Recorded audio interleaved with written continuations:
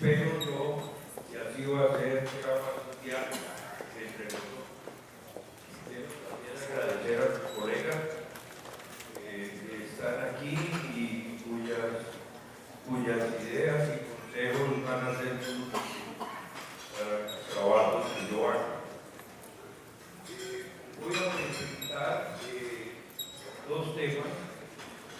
Un primer tema relacionado con mi último libro, que se llama La transgresión moral de las élites y el sometimiento de los estados. La transgresión moral de las élites y el sometimiento de los estados. Yo escribí este libro pensando en que los últimos desarrollos mundiales desde hace varios años han llevado a que las élites en cierta manera pasen las líneas rojas. O sea, hay una fuerte acumulación de poder. Ya no hay casi separación de los tres poderes del Estado: ejecutivo, legislativo y judicial, y hay un gran proceso, digamos, de captura de los estados por ciertos grupos, principalmente el sector financiero a nivel mundial. Entonces, por eso tomé la decisión de escribir este libro, que realmente tiene, lo que voy a presentar tiene dos ideas básicas: la deuda social y moral, por un lado, que quedó muy bien sintetizada en el resumen que se hizo para esta reunión, y lo voy a leer porque me parece clave para poder enmarcar lo que voy a decir.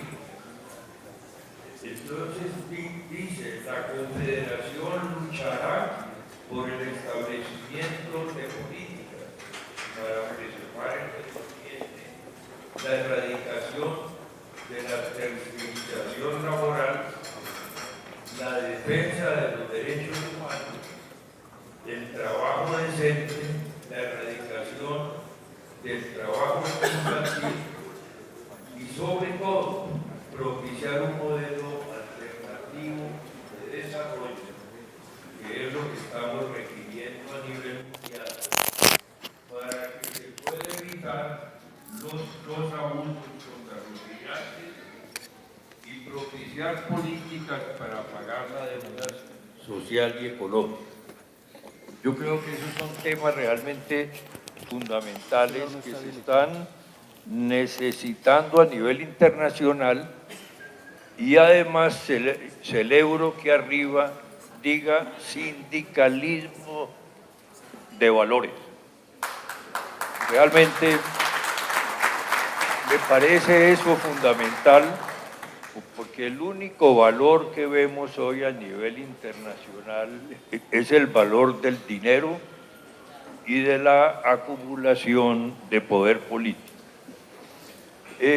Dicho esto, entonces, voy a comenzar con la presentación dándoles primero un marco,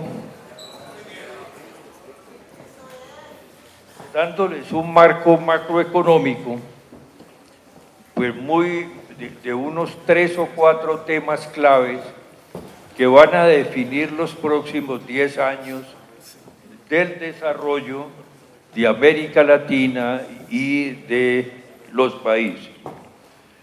Primer punto, hay una crisis de crecimiento del comercio internacional.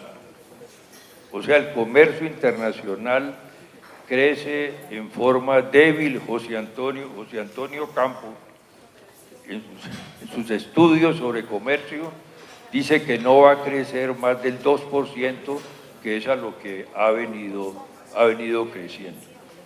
Segundo, los flujos financieros internacionales de capital son flujos inestables que van y vienen, hay muchos flujos especulativos, entonces no hay que contar, o hay que contar con ellos, pero manejarlos muy bien. Lo que sí va a persistir es la inversión extranjera directa, que es lo que va a compensar el decaimiento de los otros dos que mencioné. Y finalmente, o felizmente, tenemos remesas. Tenemos remesas de los latinoamericanos y de los suramericanos y de los americanos que viven en Estados Unidos y en Europa, que más o menos representan 2 puntos del PIB de los países de América Latina. Entonces, esos son elementos claves. Desde el ángulo social, tenemos que el principal problema, o uno de los principales, es el problema de la desigualdad, que es el que voy a tratar más a fondo. Porque hay que reconocer que la pobreza ha disminuido en muchos países de América Latina y del continente, pero se ha incrementado la desigualdad. Entonces, eso es algo que nosotros debemos tener muy en mente y los sindicatos deben hacerle un seguimiento muy grande y muy estricto. Tercero, pese a las caídas de los precios del petróleo, no ha desaparecido el modelo extractivista. Por ejemplo, aquí en Colombia, pues hemos tenido bonanza petrolera, bonanza energética, bonanza del narcotráfico, y ahora lo que está en el centro del conflicto es la bonanza del oro, que con ella se pretende reemplazar parte de los recursos que se han perdido con el petróleo. Entonces hay que tener eso muy en cuenta, porque esto incide sobre las políticas ambientales, sobre las políticas regionales, y debe velarse por un buen manejo de la política ambiental. Bueno, comienzo con la deuda social. Todos ustedes la conocen mejor que yo, pero cito unos autores argentinos muy importantes, Stockman, que seguramente los representantes argentinos lo conocen, donde él da una buena definición de la deuda social, que es lesión moral o privación de un derecho que debería haber sido preservado, lo que hace entrar en juego a los valores éticos de justicia e igualdad. Este es un punto que a mí me parece fundamental. Por favor, traigo en segundo lugar la definición clásica de Kofi Annan de las Naciones Unidas sobre la corrupción, que debemos tenerla muy en mente si se quieren establecer políticas nacionales, internacionales y locales para atacar el flagelo de la corrupción, que es uno de los más grandes que tenemos en el planeta. El Banco Mundial lo calculó en el año 2000 como 3.3% del PIB mundial. O sea, el 3.3% del PIB, según el Banco Mundial, se perdía en sistemas de corrupción. El PIB mundial para darles una dimensión, es igual más o menos hoy a 80 millones de dólares. 80 millones de millones. O sea, son 12 ceros, 80 y 12 ceros para que no se les olvide, ese es el PIB mundial. Los principales representantes o los más fuertes en el PIB mundial son primero la Unión Europea y segundo Estados Unidos, cada uno más o menos con 25% del PIB mundial. O sea, la corrupción es más de 3% de 80 billones con 12 ceros del PIB mundial. Entonces, ¿cómo la definía Kofi Annan en Naciones Unidas? A mí me parece una definición magistral. Kofi Annan decía, la corrupción mina la democracia y el imperio de la ley. ¿Por qué mina la democracia? Porque hace perder credibilidad en el sistema político. Si el sistema electoral es corrupto o un sistema electoral es corrupto, quiere decir que la gente no tiene confianza y que no va a participar.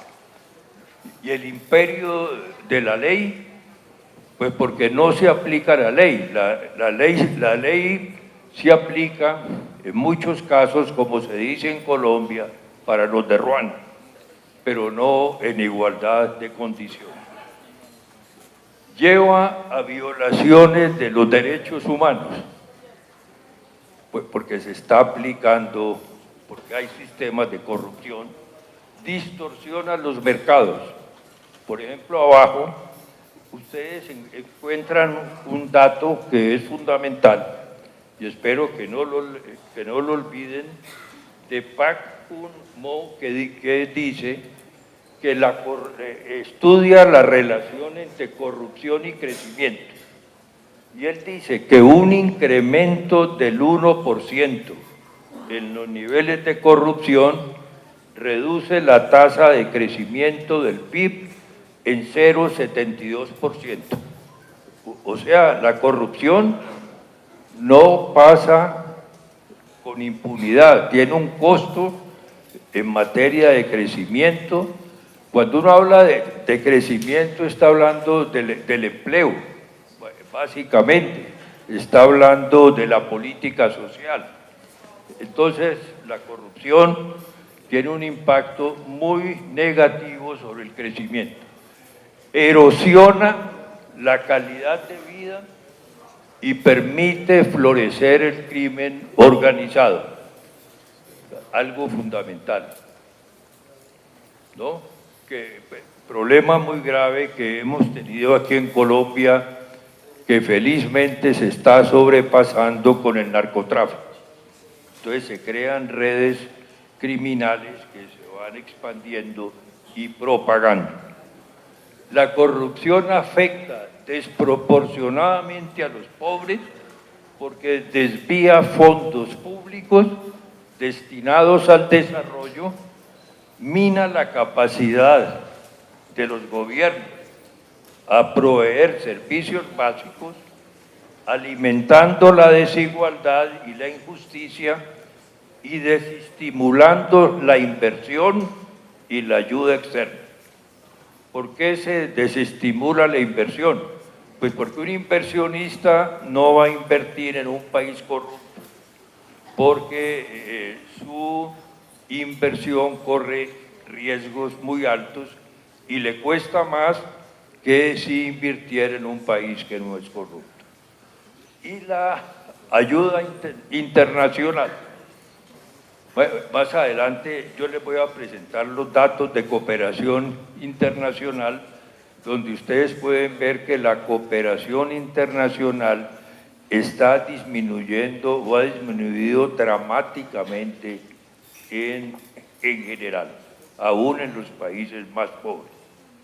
Entonces esos son los temas claves, y yo creo que esa es una definición que va a enmarcar esta presentación. Miremos cuáles son los que yo considero bloqueos principales al desarrollo latinoamericano, que se comparten más o menos en los países y que los podemos verificar en la discusión que tengamos. Primero, el estado patrimonial permanece. La idea del estado patrimonial es ver el Estado como un conjunto de tierras, privilegios, exenciones, derechos adquiridos al cual tienen derecho monopólico algunos grupos privilegiados. Eso todavía lo tenemos en América Latina. Dos, la sociedad cooptada sigue vigente. En vez de hacer un sistema, digamos, democrático, amplio, entonces lo que interesa es cooptar a las personas que están en desacuerdo para mantener el statu quo. Pero cada uno de ustedes podrá mirar en su país cómo es el real funcionamiento. El pacto neolatifundista se extendió al narcotráfico.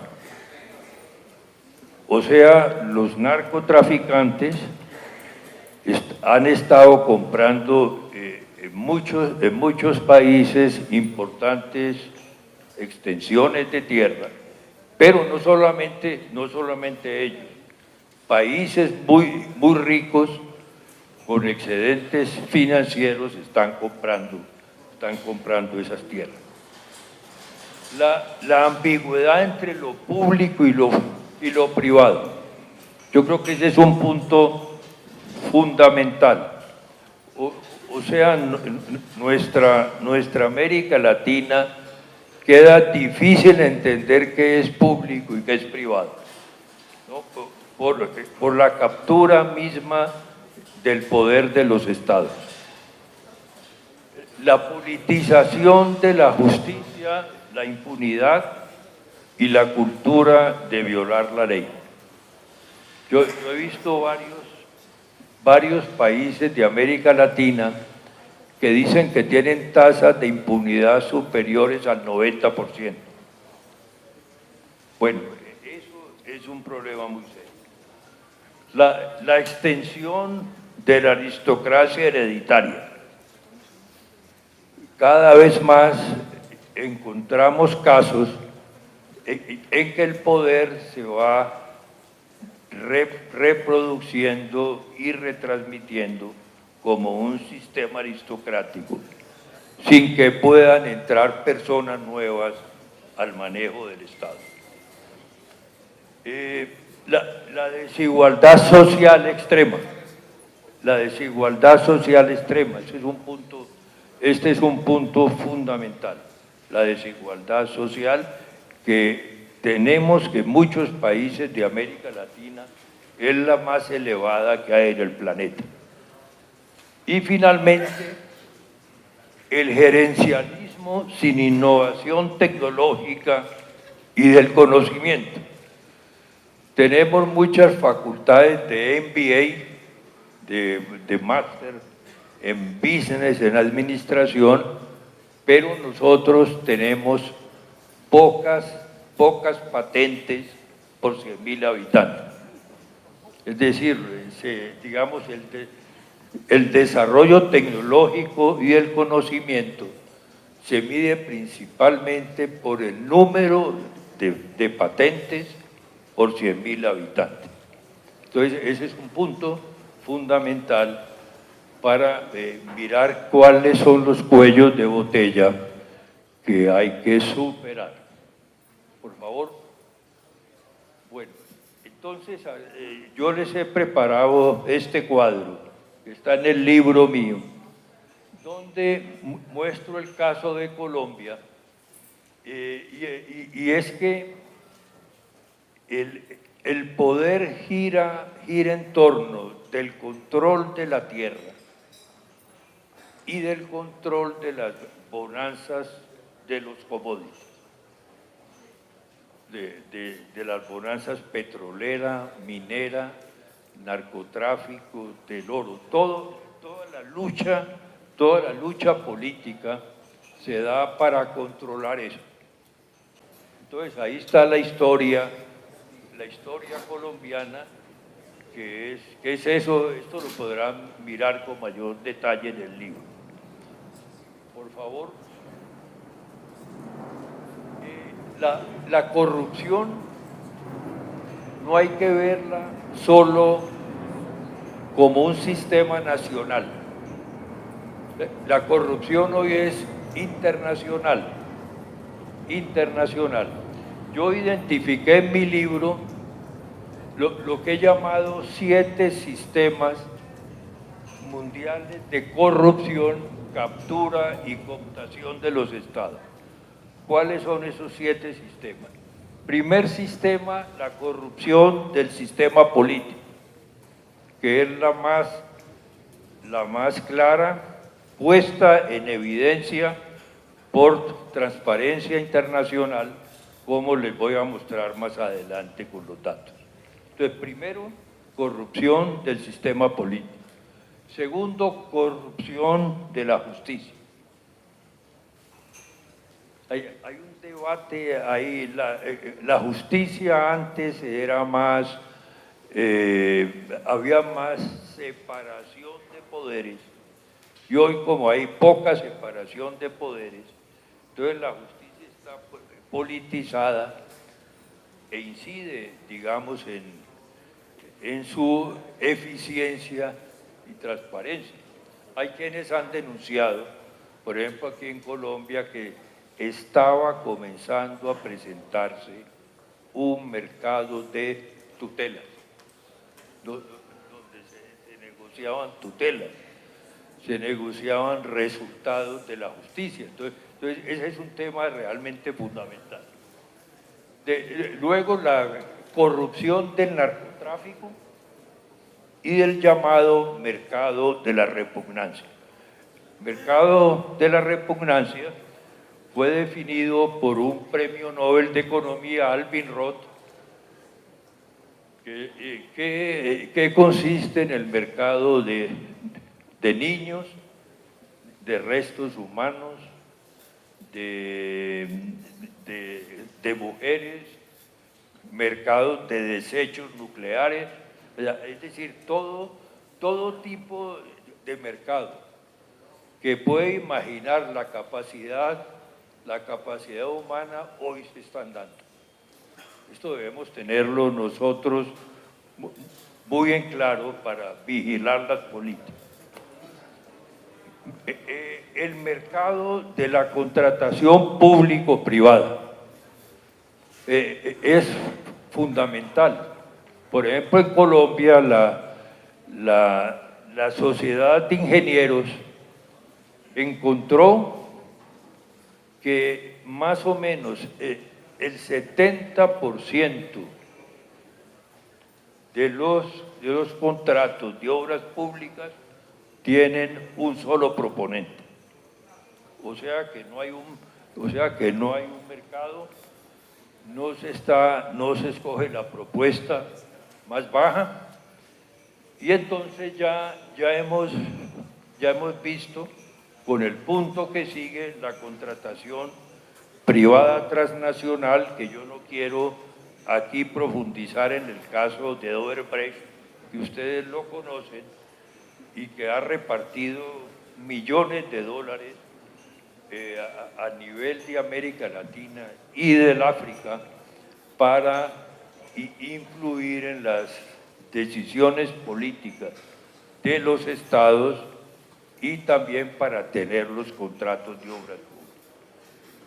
Bueno, eso requiere de un sistema de vigilancia grande. Aquí en Colombia se ha comenzado ya a través de un trabajo conjunto de la Procuraduría la Fiscalía y la Contraloría, desde el ángulo judicial, desde el ángulo del control fiscal y desde el ángulo del comportamiento de los funcionarios públicos. La corrupción en el sector de salud y en el sector social, mucho más evidente en el sector de salud, donde las entidades financieras tienen un gran proceso de intermediación y unas utilidades que se salen de cualquier parámetro de competencia. Aquí hemos tenido el caso de Salucop, que no tengo tiempo para entrar a detallarlo, pero es un caso tal vez generalizado en muchos países de América Latina. Sin contar temas como el fútbol. Ya vimos el caso de la FIFA, que era un sistema de corrupción transnacional. Y finalmente, la manipulación de la información privilegiada, y no solamente la manipulación, la penetración en la intimidad del ciudadano para manipular sus datos e informaciones básicas.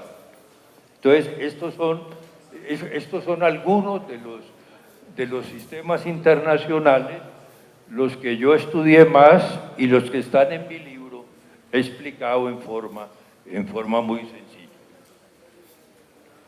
Por favor. Bueno, entonces, para tratar el problema de la desigualdad, yo les he presentado aquí este cuadro. La desigualdad no es un problema solamente contable y estadístico, como se presenta siempre. O sea, decir el 0,1% de la población tiene un ingreso que acumula el 20% del ingreso mundial. Todas esas cifras son buenas. Lo importante desde el ángulo sindical y empresarial es poder analizar qué fuerzas profundizan y qué fuerzas mitigan la desigualdad para poder trabajar con instrumentos concretos. O sea, como si tuviera uno una balanza, es decir, aquí están las que profundizan y aquí están las fuerzas que mitigan. Entonces, ¿cuáles son? Las que yo he estudiado. Primero, fuerzas que activan la desigualdad. Primer punto y más importante, las guerras. Es decir, una guerra es devastadora. Por ejemplo, Siria, en los primeros 5 años de guerra, perdió 40% del PIB. Cuando en la Segunda Guerra Mundial, Francia en todo el periodo perdió 30%. Es 40, hoy debe ser 60. O sea, no hay nada peor que una guerra. Y ahí vemos los grandes peligros de hoy de la coyuntura internacional. El enfrentamiento Trump con la Corea del Norte, el problema del Medio Oriente, etc. Segundo punto, el fundamentalismo de los mercados. Esto lo voy a explicar más adelante. Tercer punto, el desempleo y la fragmentación social. El desempleo y la fragmentación social. Yo creo que es muy importante entender aquí la fragmentación social, porque en el libro que yo escribí considero que hay 3 tipos de subsociedades en nuestras sociedades americanas. Primero, lo que yo llamo sociedad cooptada, que es la que tiene todas las ventajas, los privilegios, controla el Estado, las exenciones tributarias. Esa es la sociedad cooptada, ¿no? Segundo, la sociedad no cooptada, que es la que realmente está sometida al mercado, que son pequeños empresarios, medianas empresas, etc. Todo el sector informal. Tercero, lo que es muy grave, la sociedad ilegal criminal, que no existía antes con la profundidad que tiene hoy. Por ejemplo, según mis estudios, la sociedad criminal en Colombia en los últimos 30 años ha oscilado entre el 10 y el 6% del PIB. O sea que es supremamente grande, ¿no? Ahí se contabilizan grupos guerrilleros, paramilitares, narcotráfico, siembra de cocaína, robos al sector público, etcétera. Todo lo que tiene que ver con la parte ilegal criminal. Lógicamente esa cifra es muy distinta en los países. Por ejemplo, Chile tiene una proporcionalidad distinta que no he calculado yo. Yo calculé la de Colombia con base en las cuentas nacionales del DANE. Luego viene la evasión tributaria y los paraísos fiscales. Ese es un punto fundamental para América Latina y el Caribe, donde tenemos primero una gran centralización financiera. Por ejemplo, hoy el sector financiero, o el año pasado, en Colombia generó el 50% del crecimiento. Ese crecimiento no fue generado por la agricultura ni por la industria. 50% por el sector financiero y una parte importante por la construcción pública. Entonces, ese es un punto fundamental. Y en segundo lugar, la evasión. Ahora les voy a dar los datos de evasión tributaria para que ustedes vean cómo funciona a nivel de América Latina. Entonces, si no se paga impuestos, ¿cómo se pueden pedir derechos? Es decir, ¿quién los paga? No hay quien los pague, o realmente es muy difícil, ¿no? Se pueden pagar con endeudamiento, pero eso dura un tiempo muy corto porque las corporaciones internacionales le suben a los países las tasas de interés de los préstamos, porque sabe que no les va a poder pagar más adelante. Corrupción y captura del Estado, ya lo mencioné, violación del Estado de Derecho y desplazamiento de la moral por los mercados. Hoy el mercado se impone sobre cualquier consideración moral. Entonces, esas son las fuerzas que activan la desigualdad. ¿Cuáles fuerzas mitigan la desigualdad? Entonces, las que yo he identificado primero son las políticas públicas universales, que es distinto de la discriminación positiva, donde se focaliza en un grupo, o de distribuir los fondos públicos solo con criterios multiculturales. O esos fondos se pueden redistribuir o con criterios de ciudadanía. ¿Qué quiere decir de ciudadanía? Que todos son ciudadanos y tienen un derecho a un servicio. Si yo lo hago con criterio multicultural, quiere decir que esa persona recibe eso es porque pertenece a una comunidad étnica, tiene una determinada orientación sexual. Entonces, la tendencia hoy es que se pueda evolucionar hacia sistemas de derechos universales en educación y salud. Por ejemplo, parte del conflicto que hay en Chile por la educación es ese. Los jóvenes dicen queremos educación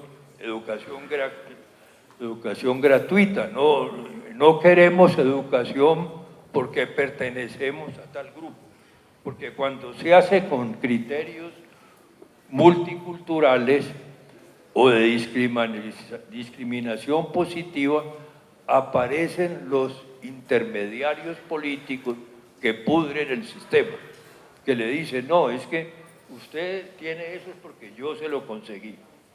Mientras que el derecho es universal, es un derecho de ciudadanía.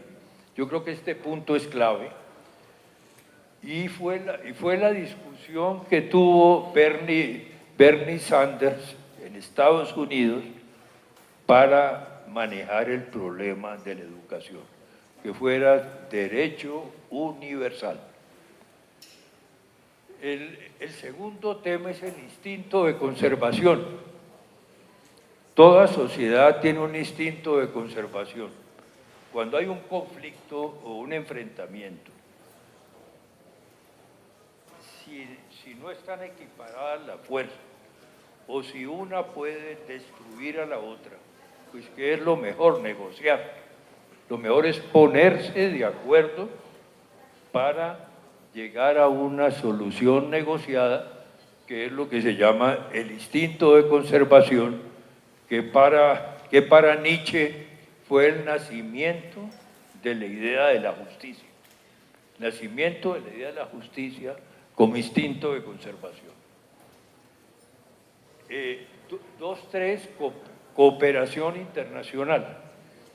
Nosotros a veces nos fundamos o esperamos demasiado de la cooperación internacional, que es importante, pero que solamente es un instrumento complementario para el desarrollo o el autodesarrollo. La justicia, la filantropía. Yo les voy a mostrar unos datos que espero que les interesen de cuánto dan los 50 más ricos del planeta para el desarrollo social. Yo creo que son datos que nos van a interesar. El 2.7 es las ONGs, el sistema cooperativo y de voluntariado, que más o menos es el 5% del PIB, que es lo que se ha llamado el Procomún social, que ha venido en desarrollo, pero se estancó después de la crisis de 2007. Luego viene la reparación a víctimas por fuerzas de ocupación de la democracia, que es lo que ha pasado en Colombia. Tenemos unos entre 5 y 7 millones de desplazados. ¿Quién va a financiar su mejoramiento y reincorporación? Pues hasta ahora no es claro en cuánto van a contribuir quienes produjeron el problema. Entonces eso generalmente termina en déficit fiscal. Déficit fiscal que impone ser financiado y principalmente con impuestos o con endeudamiento. Vale decir que América Latina en los últimos 10 o 15 años ha tenido un buen manejo del endeudamiento, lo que le permite en este momento a muchos países tener un buen nivel de reservas y en parte poder endeudarse. Luego tenemos las élites y clanes enriquecidos se dejan poner impuestos. ¿Por qué pongo así se dejan? Porque antes de la apertura el Estado era fuerte y ponía impuestos. Podía ponerles impuestos. Ahora no. Ahora el Estado va donde los más ricos, los banqueros, y le dicen, ¿se dejaría usted poner impuestos? No, no le voy a poner impuestos, sino se dejaría. Dice, no, usted no me puede poner impuestos, porque si usted me pone a mí los impuestos, como las tasas de tributación son distintas en los países, yo me voy para otro país.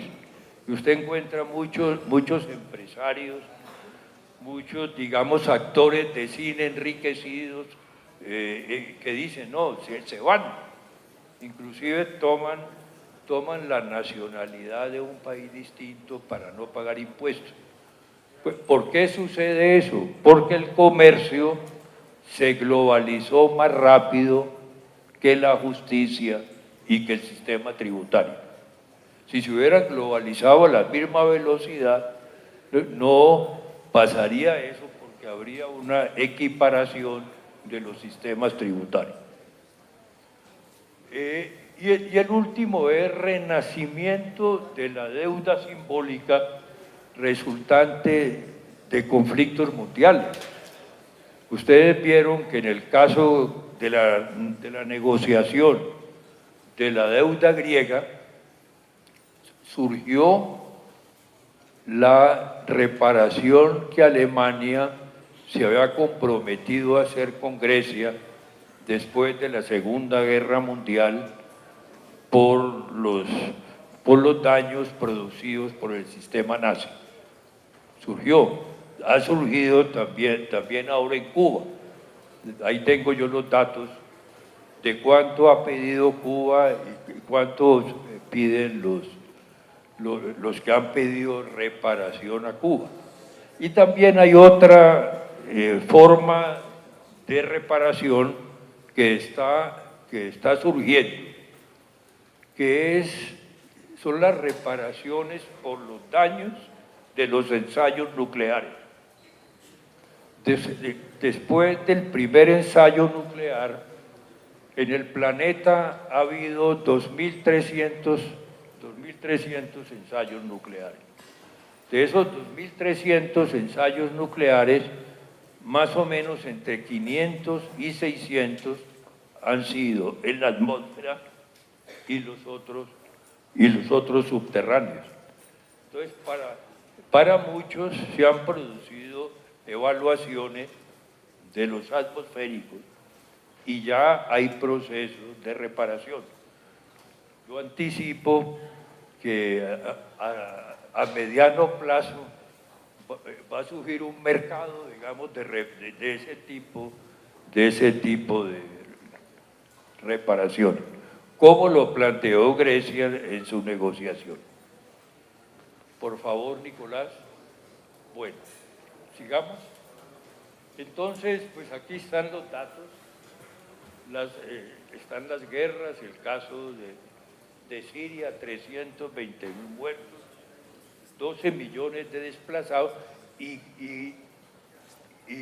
Siria entre el año 2003 y 2007 crecía al 4,9%, bien. Era un país con una gran dinámica. Entonces fue una decisión de tipo político y geoestratégico que acabó con ese país. Sigamos. Aquí están los fundamentos del consenso de Washington. Pues porque nosotros cuando mencionamos consenso de Washington mencionamos en general, pero son 10 medidas que son disciplina fiscal, liberalización del comercio exterior, prioridad al gasto social, apertura de la inversión extranjera directa, reforma tributaria, privatización de empresas estatales, donde ha habido fracasos gigantescos, liberalización financiera y desregulación, que fue lo que creó la crisis del 2008. Tipos de cambio unificados y competitivos y respeto a los derechos de propiedad, que fue algo importante. Y después se incorporó bancos centrales independientes y poderes judiciales transparentes. Yo creo que hay que reflexionar sobre esto, porque hay muchas cosas que siguen, que no han sido, digamos, eliminadas. Hay otras que han producido buenos efectos y que seguramente habrá que permanecer, habrá que, digamos, habrá que guardar. Pero ustedes ven que aquí no aparece la corrupción, que es una cosa clave. La corrupción no aparece. No era un problema cuando se hizo el consenso de Washington, y hoy es uno de los más graves problemas que hay en los diferentes países. Sigamos, Nicolás, por favor. Este es un cuadro que hizo el premio Nobel Krugman, que me parece muy importante. Ustedes tienen aquí el índice Gini de concentración de la propiedad del ingreso, y acá tienen los años. Entonces usted ve que mientras el consenso de Washington permaneció y se profundizó, aumentó la concentración. Y ya más o menos en el 2002, con los cambios, comenzó a bajar el índice Gini. Pero este es un promedio general de América Latina, y es muy distinto en un país como Colombia, Brasil o Chile. Entonces hay que mirar siempre el agregado y mirar en cada país. Sigamos, Nicolás. Bueno, el segundo, este punto yo le doy mucha importancia y lo someto a la reflexión de ustedes, porque ha habido un intento de destruir el Estado Providencia. Por ejemplo, hoy en la campaña presidencial francesa, el candidato Fillon, que sería el candidato más neoliberal, dice: hay que disminuir 1 millón de personas los empleados públicos. Imagínense ustedes disminuir 1 millón en 5 años. Y el que va a ganar seguramente Macron dice: no, yo solo voy a disminuir 200.000. Pues porque va a disminuir más, pero va a aumentar en salud y en educación, que es una medida buena. Pero los 3 puntos sobre los que se fundamentó el Estado Providencia después de la Segunda Guerra Mundial eran crecimiento económico sostenido. Entonces, si había crecimiento económico sostenido, se podía financiar el Estado Providencia. Pero si no era sostenido, de repente subía y bajaba, se generaba muchos déficits, que es lo que pasa hoy. Entonces, primero, crecimiento económico. Segundo, pleno empleo. Pleno empleo cuando se hizo eso. Entonces, hoy no hay pleno empleo. Entonces, cuando hay desempleo, el Estado tiene que financiar a los desempleados, que es el problema de los Estados Unidos, de Francia, de Inglaterra, que si el desempleo es muy alto, tienen que de todas maneras financiarlos o quitarles la protección social. Entonces, esa es una gran lucha. Y segundo, ausencia de corrupción. No se pensó que el Estado Providencia podía tener corrupción, ya sea proveniente del Estado o del sector privado. Porque cuando hay corrupción, siempre hay dos puntas. En un está lo público y en otro está lo privado. Entonces, las reformas que se emprendan deben tomar en cuenta la incertidumbre en cuanto al crecimiento económico, que no podemos tener crecimiento económico sostenido. Dos, que hay un nivel de desempleo grande y que hay que financiar ese desempleo. Y tercero, que hay gente que roba el Estado y que hay muchos estados que no tienen ni la voluntad política, ni la fuerza, ni los instrumentos para acabar con la corrupción. Si se acabara la corrupción, se podía ganar entre 2.5% del PIB o 3% y una reforma tributaria normal genera 2 puntos del PIB. Entonces, si uno se concentra a fondo en la corrupción, podría no hacer reformas. Entonces, cito un concepto que les puede ser útil de Regis Debray. Él dice, la corrupción se convirtió en el aglutinante simbólico y logístico de los estados. Las instituciones que cumplían el papel de aglutinante simbólico, la nación, la nacionalidad, la ciudadanía, los partidos políticos y los sindicatos, han sido reemplazados por oscuros intereses administrados por las oligarquías políticas y económicas, los grupos ilegales criminales y cada vez más por intereses religiosos.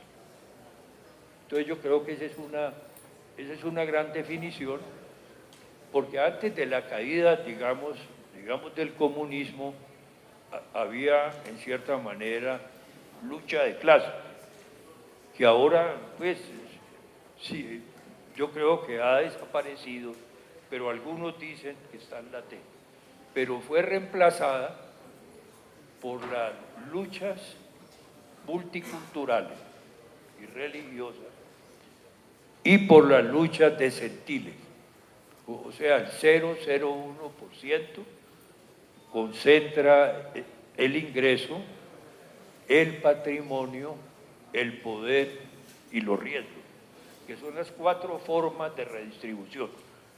Nosotros a veces, digamos, nos equivocamos, Julio, pensando que la forma de redistribución solo es del patrimonio, del ingreso, pero también es del poder y los riesgos. El poder, si no hay redistribución del poder, lo otro no se da. Y la redistribución de los riesgos, pues la ve uno con la flexibilización laboral. Antes de las medidas de flexibilización laboral, los riesgos que los trabajadores tenían empleos y contratos a tiempo indeterminado, los riesgos los corría la empresa. Si venía un proceso, digamos, de recesión, entonces era la empresa. Con la flexibilización laboral se eliminó el riesgo de la empresa y se le trasladó al trabajador. Entonces ese es un mecanismo de redistribución de riesgos que hay que tener muy en cuenta en los procesos de negociación. ¿Quién tiene el riesgo? Por favor, Nicolás, el desempleo y la fragmentación social, yo creo que ya lo traté, pero tal vez ahí quiero agregar que todo país hoy, incluido Estados Unidos, Cuba, los más desarrollados, tienen, Corea, tienen tres sociedades. Tienen una que está cooptada y que controla el poder. tiene otra marginada o informal y tiene una pequeña ilegal criminal que puede ser muy grande o pequeña. Por ejemplo, México y Colombia, como lo menciona en el libro, han tenido un desarrollo paralelo porque los dos tuvieron, uno el PRI y otro el Frente Nacional, poderes totalmente concentrados y cooptados. Y entonces ha sido una lucha realmente muy fuerte, poder hacer permanente la democracia. Por ejemplo, Corea tiene una sociedad cooptada gigantesca, que son los chaebol. El chaebol, que son los grandes grupos económicos, controlan todo, controlan el empleo, la economía, las guarderías infantiles, los bancos, las tarjetas de crédito. Entonces hay que estar dentro del chaebol. Sigamos, Nicolás, por favor.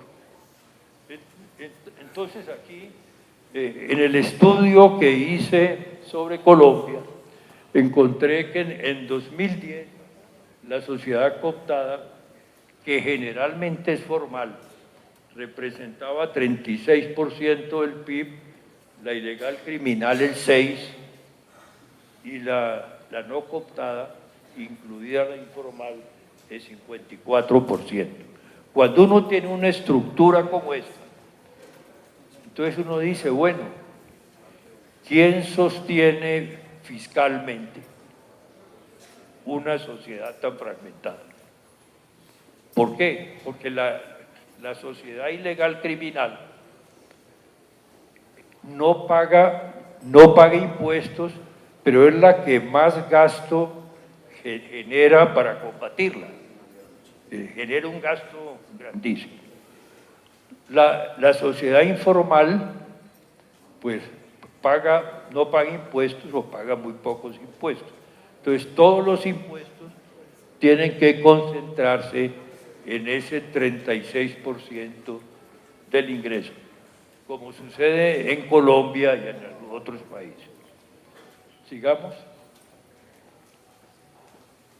Y de ahí viene la discusión tan importante que hay sobre el concepto de informalidad, que yo creo que es uno de los que más les interesa a ustedes.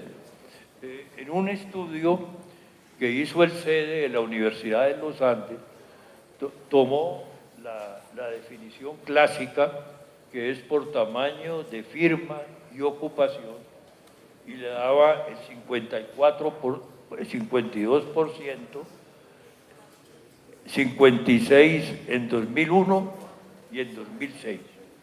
Pero uno puede definirla también como contribución a pensiones, contribución a salud y a pensiones, que son las otras dos formas de medición realmente muy importantes. Entonces, realmente lo que hay y los resultados son distintos. Si uno toma educación, salud o tipo de actividad. Lo ideal sería tener un índice sintético que me mida conjuntamente esas tres dimensiones, lo que hasta ahora no se ha hecho. Por favor, la evasión tributaria. El Tax Justice Network calculó en 25 millones de euros la evasión fiscal, equivalente a los PIB de Estados Unidos y Japón. Esa es la dimensión mundial de la evasión fiscal. 2/3 de los fondos de cobertura están radicados en paraíso fiscal, 2/3. 50% de los flujos financieros internacionales transitan por paraísos fiscales, 50%. 2/3 pertenecían en 2010 a las grandes fortunas de los países en vías de desarrollo. Ese es un punto clave. Entonces, allá está el dinero y aquí se ponen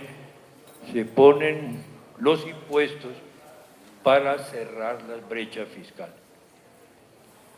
El 8% del patrimonio financiero mundial de los hogares está en paraísos fiscales y escapa a cualquier impuesto. Ustedes vieron el escándalo con los Panama Papers, pues que hasta ahora no ha conducido a nada, porque en general en América Latina, que se sepa es la pena, no el delito, sino que se sepa, esa es la pena. Sigamos. Bueno, y el informe de la OECD estableció que la evasión del IVA en Colombia era 25% y representaba el 2% del PIB, que es lo que se extrae con una reforma tributaria, ese 2%. Sigamos, Nicolás. Entonces, corrupción, triple sociedad y tributación, que eso me parece clave, porque las tres sociedades tienen formas distintas en relación con el sistema tributario. Entonces, ustedes ven abajo que la sociedad no cooptada son actividades no declaradas con fines de evasión tributaria y economía informal. Esa es la base. El segundo nivel, la cooptada, actividades no declaradas con fines de evasión tributaria más captura del Estado. O sea, las ventajas que saca de capturar el Estado, que son, digamos, las exenciones tributarias, los regalos fiscales, etc. Y la ilegal criminal tiene 1, 2 y 3, más lo que redistribuye por la violencia. Pues por eso es la más rentable, pues porque tiene las otras ventajas más lo que redistribuye por la violencia. Sí, Nicolás. Y aquí está la evasión fiscal, porcentaje de la recaudación para Argentina, Colombia, Chile, Perú, México, Uruguay, según un estudio muy importante que hizo el BID. Ustedes ven que aunque ha venido bajando lentamente, pues sigue siendo muy importante. Sigamos, Nicolás. Y este es muy importante, porque ustedes ven evasión del impuesto a la renta empresarial. Entonces, Argentina ahí tiene un recaudo potencial de 18%, pero efectivamente recauda 4% del PIB, lo que quiere decir que la tasa de evasión es 50%. Entonces ahí está por la jerarquía. Por ejemplo, el Ecuador tiene una tasa de evasión muy alta y la República Dominicana también. Bien, sigamos. La centralización y concentración del capital, yo la desarrollo en el libro, ustedes podrán mirar ahí los detalles, con 3 puntos claves. El control político y financiero de las corporaciones transnacionales y de 28 bancos sistémicos. Hay 28 bancos que el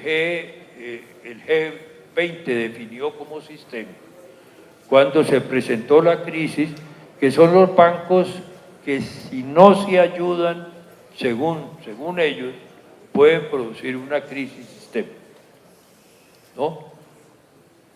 Bueno, el balance total de esos bancos es igual a la deuda pública de los estados. O sea, que controlan los estados a través del endeudamiento. Ese es un punto fundamental. Hoy el control mundial se hace por el endeudamiento. Segundo, el Shadow Banking System, que se creó en los Estados Unidos en la crisis subprime, que era una banca paralela para poder hacer una cantidad de operaciones, oscuras. Tercero, los fondos de cobertura, los fondos soberanos, que son los fondos que cada estado tiene para manejar su situación futura como reserva. Estos son unos fondos gigantescos, principalmente los países petroleros y China han tenido unos fondos que en muchos casos se manejan discrecionalmente. Y los carteles de las drogas, que manejan cifras también muy importantes, y entonces esa es la forma o no la forma, los instrumentos de control del sistema financiero a nivel mundial. Yo los he desarrollado ampliamente en mi libro, los montos. Realmente la investigación me tomó mucho tiempo para poder entender bien eso. Sigamos. Violación del Estado de Derecho. Sigamos, Nicolás. Desplazamiento de la moral por los mercados. Sigan. Y las fuerzas que mitigan, que ya las había presentado. Sigamos. Las fuerzas que mitigan son la nueva visión de ver lo social como derechos universales. ¿Pero qué implica eso? Tomar los presupuestos de los estados y reasignar el gasto. Reasignar el gasto.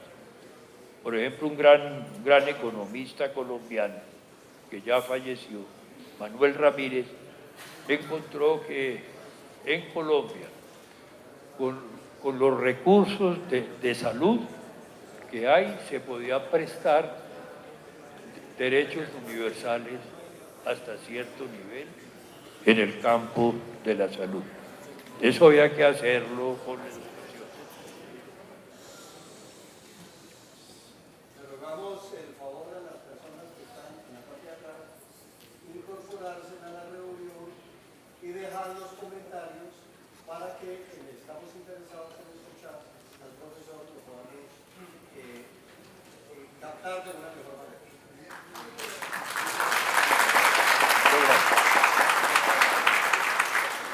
Nicolás, por favor. Pues sigamos, ya expliqué. Esto sí me parece importante, la cooperación internacional.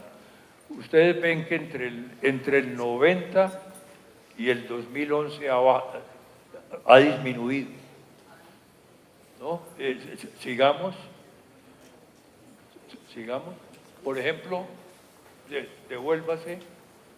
Por ejemplo, en un país donde yo estuve tres años, Burkina Faso, en 1990, lo que recibía por cooperación era el 12%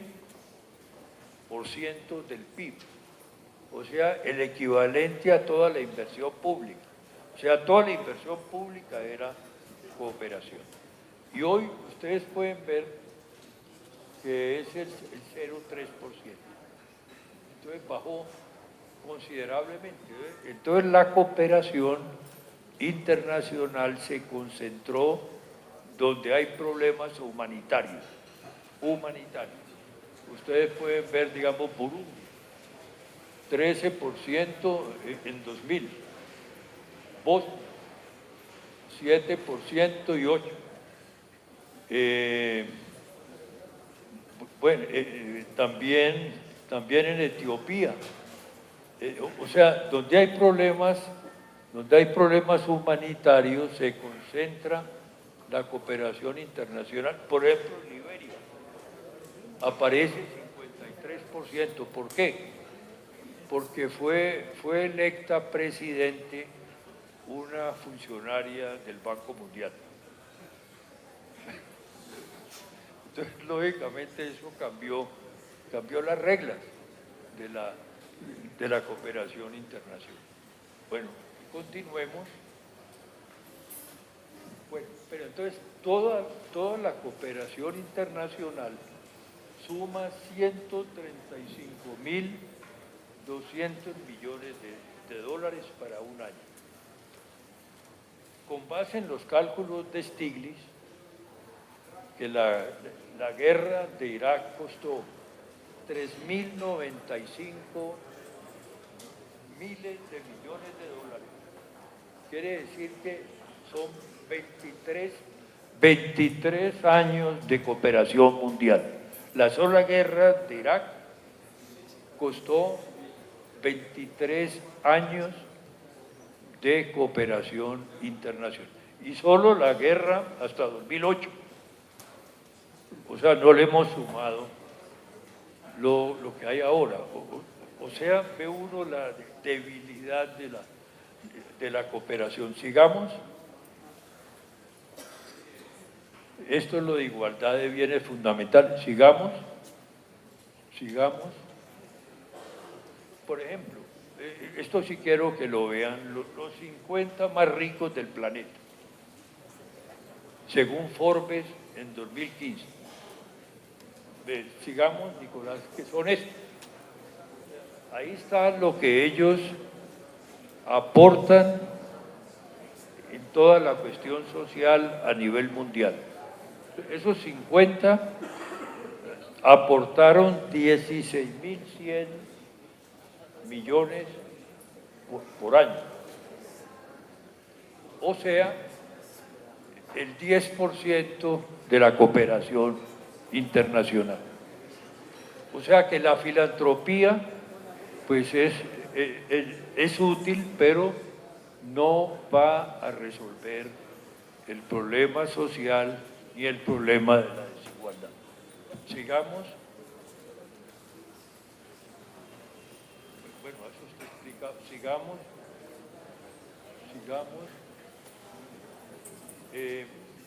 Las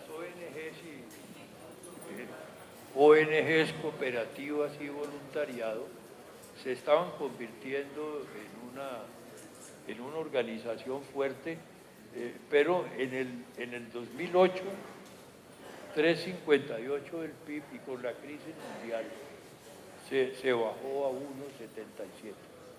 Sigamos, Nicolás, siga.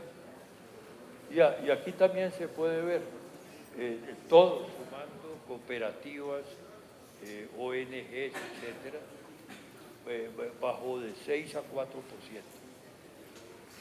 Que a pesar de todo, pues es importante. Sigamos. Perdón. Ya, muchas gracias. Sigamos, Nicolás. Bueno, esto es un caso muy local colombiano. Sigamos, Nicolás. También. Siga. Bueno, sigamos. Esto ya lo explicamos. Toda esta parte ya la expliqué. Entonces, hay dos fuerzas que se enfrentan.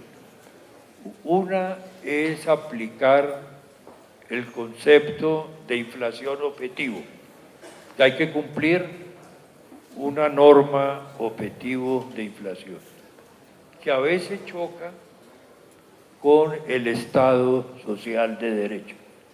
Entonces el problema de fondo es cómo compaginar inflación objetivo con Estado social de derecho. Sigamos. Aquí está la definición de la Corte Constitucional, que tuvo que intervenir en Colombia 3 veces para aplicar el Estado social de derecho.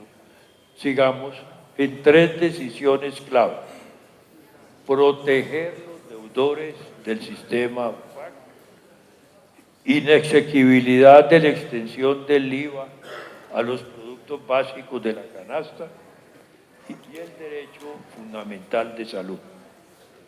Pero eso fue una decisión de la Corte Constitucional tomando, digamos, ciertas funciones, entre comillas, que le competían al Ejecutivo y al Congreso. Sigamos. Siga. Ya esta es la segunda parte, pero yo creo que ya no tenemos tiempo. Deben estar fatigados ya para continuar, y quiero darle a los colegas la oportunidad de que ellos sigan. Sigan, Nicolás. Sigan.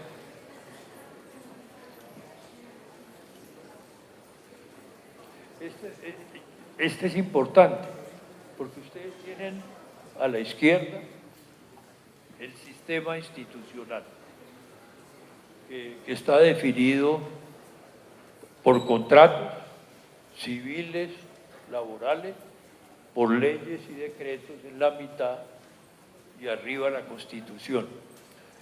En los países desinstitucionalizados y con alto nivel de corrupción, aparece un sistema paralelo que sustituye esto, que son las rutinas, los hábitos mentales y las convenciones formales e informales, lo que yo he llamado mesocontratos, que son pactos entre grupos de poder del Estado con grupos de interés para el manejo de los temas claves, y finalmente arriba los armisticios sociales que después se convierten en la Constitución.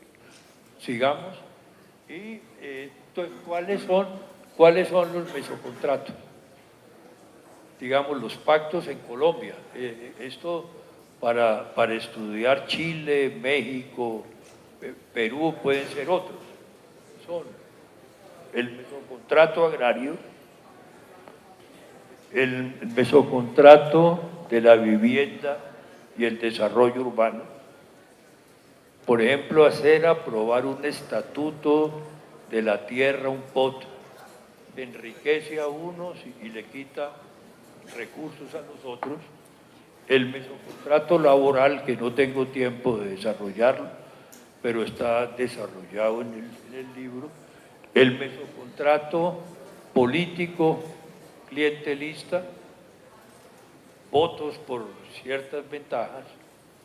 El mesocontrato de la paz, el mesocontrato de crédito de fomento y operaciones de salvamento, o sea, cómo se salvan los grandes grupos financieros, el mesocontrato fiscal y regional, el mesocontrato cambiario, cuando hay intervención de la tasa de cambio, el mesocontrato de las importaciones, el cafetero, el del FMI y el Banco Mundial, la justicia y extradición, que es Colombia es un mesocontrato clave, la extradición. El mesocontrato de los medios de comunicación, o sea, qué libertades tienen los medios y hasta dónde pueden decir la verdad. Todo eso hace parte de complejos procesos de negociación. Mesocontrato de la seguridad social, que es clave, y de la descentralización. Esto lo encontrarán ustedes en el libro. Y para terminar, siga.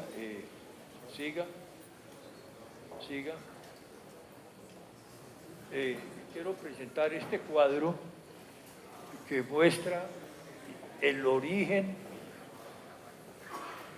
de la fortuna de los grandes billionaires del planeta, o sea, los que tienen más de 1.000 millones. Ustedes ven que Estados Unidos tiene 30% de esos billonarios. Y entonces las categorías son por herencia, tiene 28%. Fundadores de empresas nuevos son 32%. Y debajo, vinculadas al sector financiero. Entonces, ustedes pueden ver ahí cómo se originó la riqueza. Y ven el caso ruso, que es el más interesante. 64% de origen, conexión política. ¿Cómo se hizo esa conexión política? Pues con la caída del comunismo, que se robaron las empresas y entonces se armó un entramado nuevo de intereses. Sigamos. Estos son los fondos soberanos, los pueden mirar en el libro, por favor. Este es muy importante. Esto es Transparencia Internacional. Tiene unos datos donde analiza año por año los riesgos de corrupción por país. Ustedes deberían hacerle un seguimiento muy preciso. Entonces se encuentra, entre más oscuro esté acá, quiere decir que hay más riesgos de corrupción. Ustedes encuentran que el mayor riesgo de corrupción son los partidos políticos. Está acá. Después el Parlamento, sistema legal, poder judicial, policía, negocios privados y impuestos. De ahí viene un poco la crisis mundial que vemos hoy, de que las élites dirigentes pasaron esa raya roja para fundamentar y dinamizar el sistema a través de la corrupción. Esa es una forma interesante de leer. Nicolás, siga. Bueno, yo voy a parar acá para dejar de los colegas y quiero agradecerles mucho su paciencia y sobre todo la invitación del presidente a hacer esta charla que hemos tenido. Muchas gracias.